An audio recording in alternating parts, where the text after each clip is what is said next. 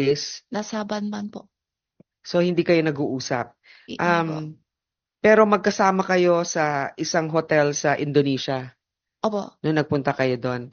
Opo. Masasabi mo ba kung anong hindi kayo nag-usap, bakit ganito tayo umalis ng Pilipinas? Huli na.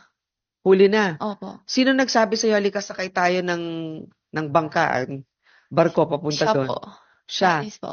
Anong sinabi niyang dahilan? Bakit kayo kailangan sumakay? Ang sabi niya, nalulungkot daw siya. Sabi niya, ate, samahan mo ako. May pupuntahan tayo, sabi niya. Yun lang yung dahilan. Opo.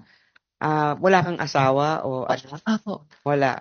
Okay, hindi mo naman siya tinanong bakit ka nalulungkot. Alam ko dahil sa hilig. Alam mo dahil sa hearing. Opo. Pero hindi ka nagdududa na baka nagtatago siya, Ay, hindi. hindi po yung una. Okay. So pagdating ninyo sa Indonesia, Opo. anong hotel ang tinirhan ninyo? Halis Hotel. Ano?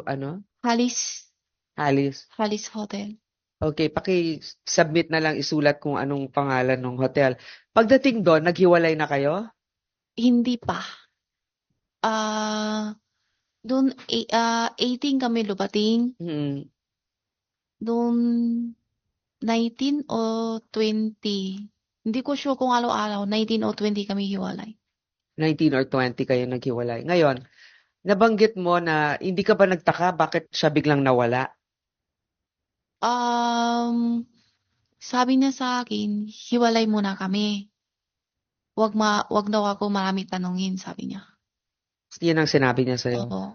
So, anong perang mga dala-dala ninyo kung pupunta kayo doon? Wala ba siyang sinabi na dito lang tayo sandali, babalik ka rin ng Pilipinas? Walang ganon. Wala siya sinabi. So, ang iniisip mo, doon kayo sa Indonesia nang hindi mo alam kung gaano katagal. Opo. Nakakapagtaka yun. Ngayon, nabanggit mo na baka iba ang tatay ninyo, hindi ba? Hindi po. Ah, Sorry. yung tatay niyo pareho o iba? Tunay tatay iba.